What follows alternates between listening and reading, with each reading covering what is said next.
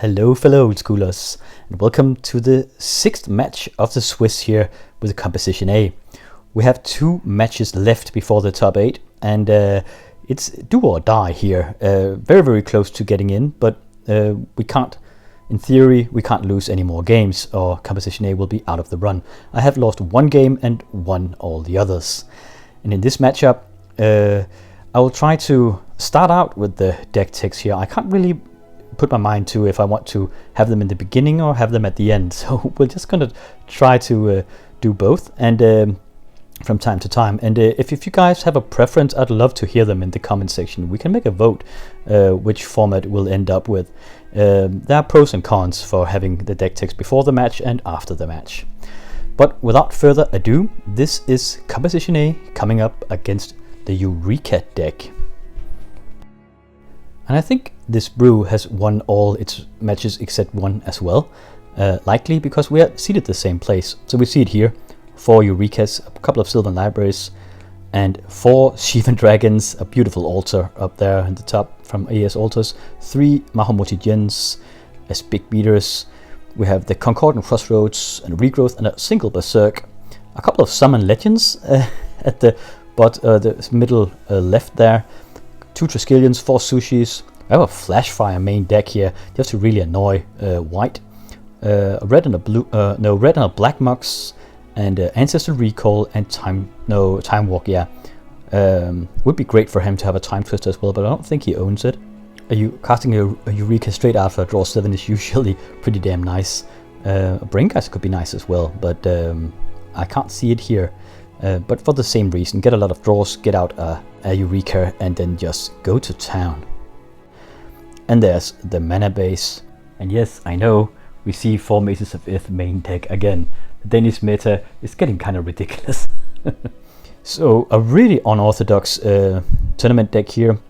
It will usually revolve around getting a Eureka down as quickly as possible and then just vomit all over the board with big beaters, overpowering the other guy because you just have so much bigger creatures than the other guy has. And in most tournament opponents, he'll likely be able to cast like a Savannah Lion or an Agodian Pixies or something with a very low mana curve, and this guy will just overpower with Shivan Dragons, Triskelions and Mahomoti Gens. So that's the game plan here, and a single Berserk there, and the Summon Legends will hopefully see some of those. Let's go over the sideboard here. At the top area of the sideboard here, we have a lot of cards against robots. 2 Golgothian Silex, rarely seen, but pretty damn spicy and cool. Will destroy all cards from Antiquities if you activate it, including itself. So a weaker version of City in a Bottle, but against Antiquities. 3 Energy Fluxen will annoy the deck and robots as well. Then we have a Concordant Crossroads, another Flashfire. He really doesn't like white. I wonder if that's to get rid of Swords to Plowshares and stuff like that. And then Tranquility. That's a Mirror Universe, probably against Burn, right? So you just trade life with the other guy and in the mid game, and then just crushing with your creatures. City in a Bottle, so he is against Arabian Nights cards as well. He'll likely have to take out his Mahomoti Gens then. No, wait, they're from Beta and Alpha, so they're fine. Disintegrate and a Stream of Life. And a couple of crumbles here. Even more cards against artifacts. And that Stream of Life is likely against Burn as well, because he needs to survive the opening salvo from Burn. And then in the mid to late game, he'll get out, or even earlier, he'll get out his Eureka and just overpower any deck that doesn't have Swords to Plowshares. They'll be, hopelessly outclassed here, because you can't really, it's really hard to burn his big beaters out. In this tournament, it turned out that we had 3 Eureka decks running around like the Hulk, so I was bound to meet one of them, and I love this. It's a really cool brew, very spicy and also efficient, it turns out, judging from this guy's score at the tournament. So let's go over Composition A real quick here. Now, Composition A is, we've seen it a lot of times. There are many iterations on it on this channel. It's a 4 and sometimes 5 color brew, but the core of it is mono black. In this version we have 2 Underworld Dreams and 3 Sinkholes, and I'm glad I brought those because there's so many Mazes of Ith in this one. Brain Geyser, Demonic Tutor, and a Chaos Orb. Full playset of Disenchants, full playset of Swords to Plowshares, and a Balance, obviously. Creature base, 4 Metro's Factory, 4 Spectres, 4 Jusum Jins, 2 Sushis, and 2 Sengia Vampires in this version. It's fully powered and uses the Wheel of Fortune as well, along with the Mind Twist. Wheel of Fortune and Time Twister will be used in combination with Underworld Dreams for a Combo Dreams element to it. Usually I pack more Burn, but in this version I put in the Sushi's main deck instead. And yeah, I think that's about it. Sometimes I play with Regrowth as well, but not today. So this is the sideboard. I anticipated a lot of burn decks and a lot of robot decks and the deck here. So we have 4 Divine Offerings against robots and the deck, a couple of Sushis to bring even more creatures in and against the Abyss, 3 Spiritlings instead of the burn. They're good against the burn because I can Spirit Link my own Jusum Jins and just get in a bunch of life, and then they can't keep up, they can't burn me out if I just touch base a couple of times with a Spirit Link Jusum Jin, and they can be used against opposing Jusum Jins and Serendipity Freaks and stuff like that, so I kind of really dig those lately. The 4th Sinkhole is here because, yeah, there's so many targets, especially in this meta, though it was even more useful than I imagined going in. Single Lightning Bolt. Might look odd here, but it's because it's an instant speed spell, so it's good against aggro, and I don't like... When I brewed this, I didn't want to use a main phase just to fireball stuff out. I want to bolt in the other guy's turn, and then I can untap and play my own creatures, because Composition A usually taps out all its mana each turn, because it has a lot of expensive spells here. 2 Blue Blasts and 2 Red Blasts rounds off the sideboard here in this version for today.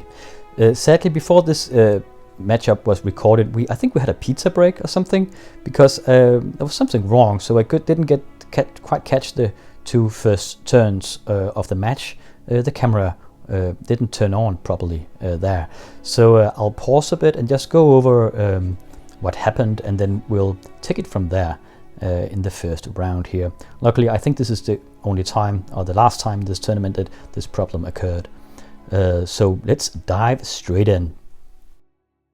Now look at this. It looks like we have played a long time here, but we really haven't. There's just been cast a Eureka.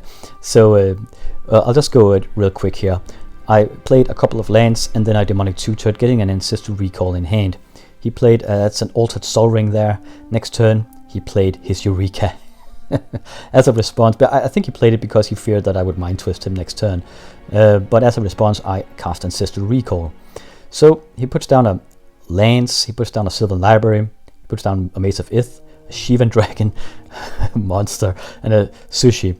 Composition A in turn puts down a Factory, a City of Brass, and a Jusum Jin and a Sengia Vampire.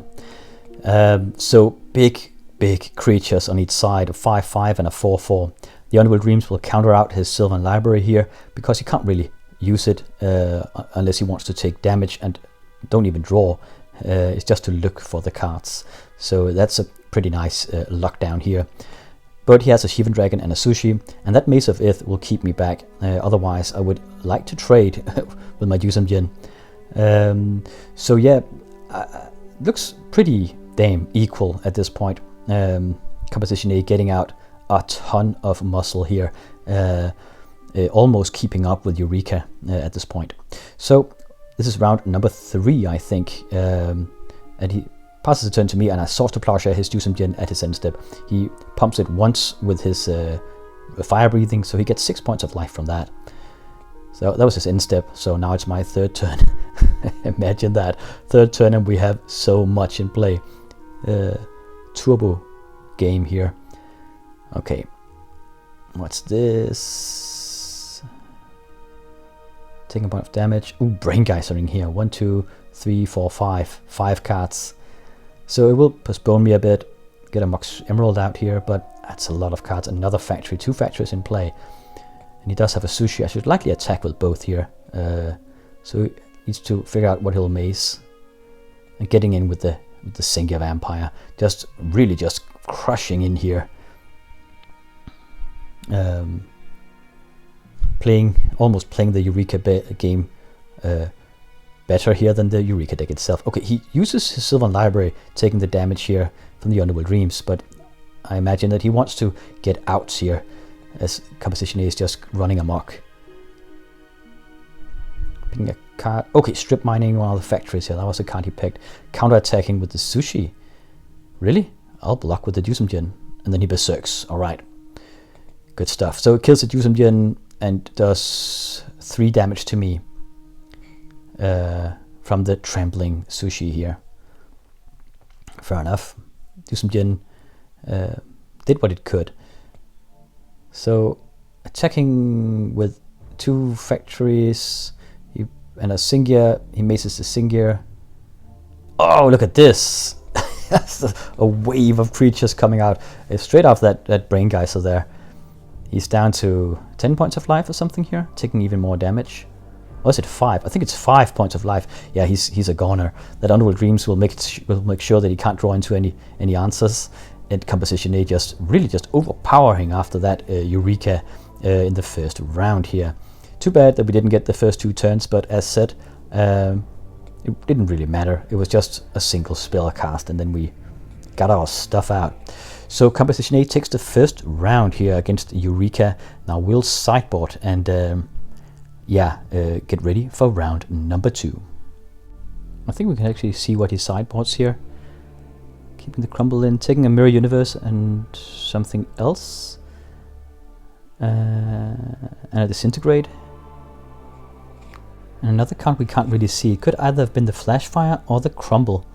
I suppose both in a way will make sense. We'll see what's in there. This is round number 2. But a Mirror Universe and a Disintegrate in here. So I really like this combination with Underworld Dreams and big creatures where you just kind of lock the other guy down and he can't really draw any answers without taking further damage. Sometimes you can just really overwhelm that way. I'm mulliganing here in the second round. Look at that playmat of his. He won that at the Long Island Cup 1.0 for the most spicy brew. He was the pilot of the Seafarer's deck where he had a story with him where he talked about the story behind each card in the deck. Took a while to play against it, but it was great fun to hear. Oh, look at that hand. Starting off with the forest here. I don't know if he will try to be perhaps more hold back with the Eurekas. I don't think he can, but it is a bit of a risk against Composition A. Oh, look at that. At my upkeep, he Ancestrals here. Good for him. So I Time Walk. At least I get another land drop out of it. Oh, look at that hand. A Tiger and a Volcanic Island and a Sol Ring, Triskelion, Shivan Dragon, Mahamoti Jin, and a Triskelion and a Disintegrate here. So a lot of mana and a lot of big creatures. I'm tutoring here after the Time Walk, having cast another land, and now likely tutor for the Ancestor Recall. Pretty nice. We can see his hand here as we play. Big hand. But as he played his Ancestral in my upkeep, he doesn't have to discard anything yet. Okay, so now I Ancestral myself. Having 7 cards in hand, likely his turn. So we'll likely see the Sol Ring coming down. We're both armed to the teeth here, just a lot of power out of both decks. If he has another green mana and a Eureka, he could go to town with his big creatures here. Composition A just, oh no, I was just about to say it runs like a smooth machine here, getting a land his turn. Now picking 3 cards here, let's see what we get. Disintegrate, Mahamoti Jin and a Triskelion. So, bit of a punch in here. Still has a lot of cards though.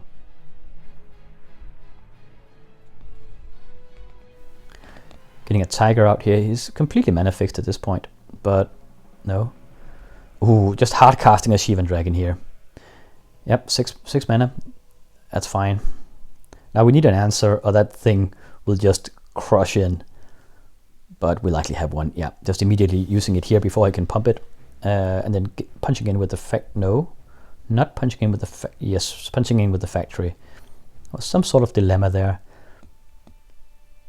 However, no land drop out of Composition A. It seems. So just a quick poke with the factory.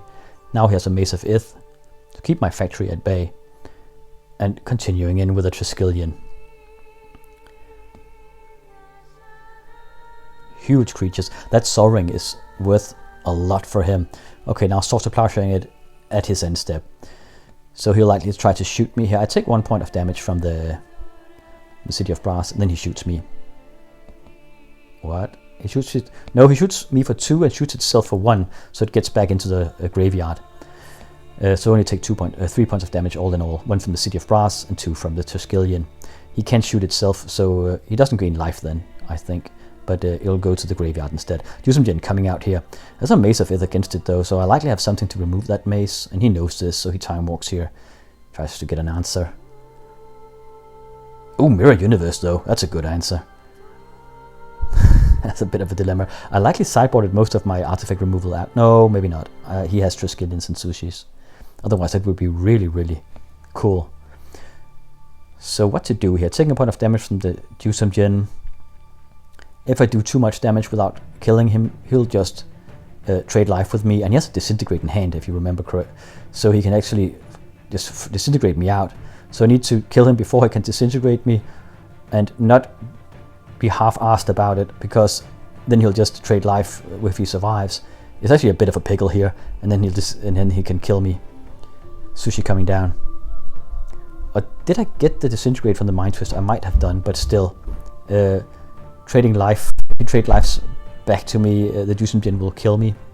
Or I can just punch in with some sort of creature. So it's actually a bit of a puzzle here, how to make it work. Trying to like make him use that. Oh, another Jusumjin here. A lot of chaos just coming out, but I need to kill him in 1 attack, or bait him into using another Sushi. Bait him into using that Mirror Universe. Okay, taking damage from the Jusumjins here. We're both pretty low in life. I need to balance this so that he doesn't get too much life once he casts that, once he activates that Mirror Universe. Yeah. So I'm trying to calculate, because he can block 1, let 1 in, and then trade. Maybe I'll let 2 in if I attack and then trade.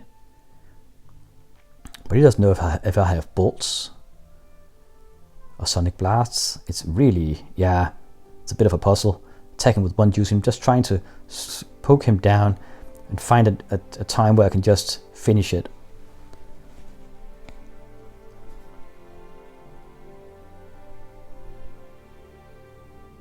Singa Vampire coming down. So I need to attack in an overwhelming fashion.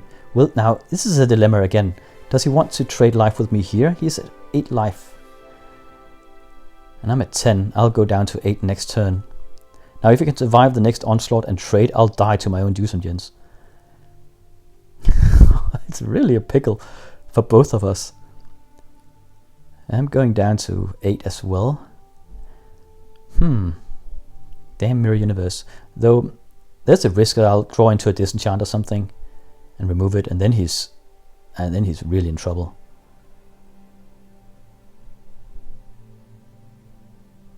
No, I'm disenchanting a Sushi. Okay, I think I'm going for the kill here then. Maybe? I need to kill him this turn, or it's real trouble. If I get in and he survives somehow on 1 point of life, and then... Okay, now, yeah, Sword to Plowsharing his Sushi. So he's at 12. Then we get in. That's 10, 14, 16 points of damage. What if you have nothing in hand? We can't remove something. Okay, got in. Good game. And an Unreal Dreams in hand. So danced around that Mirror Universe and punching in when it mattered there. The thing was, if he could... like block or remove something when it attacked, and then survive on a couple of life, then trade with me, then in my upkeep my own Jusumjin kills me. Or he could fireball me out. So, but Composition A made it work here, 2-0 against a very efficient and also successful Eureka deck so far. Sadly, I think I might have punched him out of the top 8 race here. I would have loved to see him go in there, but yeah, what are you gonna do? I think actually Composition A is one of the harder matchups for the Eureka archetype, mainly because, well, firstly, the Underworld Dreams will counter out the Sylvan Library that he uses to dig for his combination, and when he gets the Eureka going, like we saw in the first match here, and against most opponents, as said, in the tournament scene, they have a pretty low mana curve, so they're coming up with these scrawny creatures with like Savannah Lions and Scavenger Folks, and maybe even a Serendipity Freed. And if you're really going hard in, then you can have a couple of Serra Angels in your deck, perhaps, but that's about it. And the Eureka will just overpower them after the combination. But I mean, Composition A is pretty beefy as well compared with other tournament decks. So Eureka needs to watch out. I mean, even after he sets the combination off, Composition A might be able to arm wrestle with him because it has so many big creatures as well, like 5/5s and 4/4s coming out of the woodwork. Dangerous to cast Eureka against a full hand from Composition A anyway, because it might go the other way actually. So yeah, not the best matchup for him. I imagine Eureka against most typical tournament decks. When it gets the Eureka out, it'll just, I mean, overpower flying men and stuff like that with its Shivan Dragons. So that was it for this game. Composition A advances to the final round before the Swiss. We can't lose that one either, and we'll see how that one plays out. Thank you for watching, and I'll see you in the next battle.